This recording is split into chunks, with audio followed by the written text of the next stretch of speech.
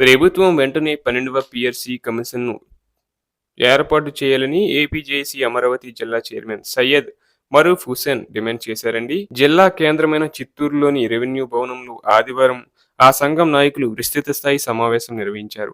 ఈ సందర్భంగా ఈ నెల 28న రాష్ట్ర స్థాయి ఉద్యమ కార్యాచరణ సభకు సన్నద్ధంపై చర్చించారు. ఆయన మాట్లాడుతూ 12వ వేతన సవరణ సంఘాన్ని నియమించకపోవడం, ఐఆర్‌ను ప్రకటించకపోవడం వల్ల ఉద్యోగులు తీవ్రంగా నష్టపోతున్నారని తెలిపారు.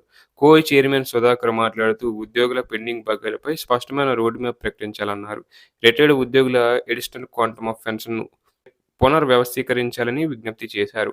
మహిళా విభాగం చైర్పర్సన్ జయంతి మాట్లాడుతూ కేంద్ర ప్రభుత్వ ఉద్యోగులతో సమానంగా మహిళా ఉద్యోగులకు 2 సంవత్సరాల చైల్డ్ కేర్ సెలవులు ఇవ్వాలని డిమాండ్ చేశారు.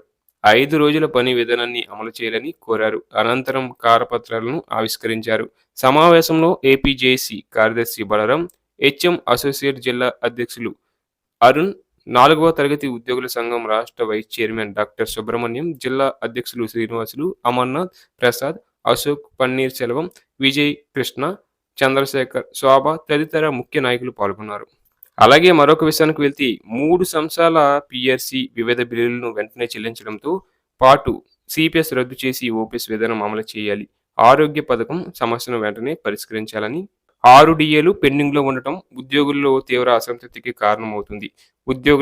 ఉద్యోగుల ఉపాధ్యాయుల అపరిష్కృత సమస్యలను పరిష్కరించకపోతే భవిష్యత్తు కార్యాచరణకు దిగుతామని మంతడి ఉపేందర్ రెడ్డి తెలిపారు.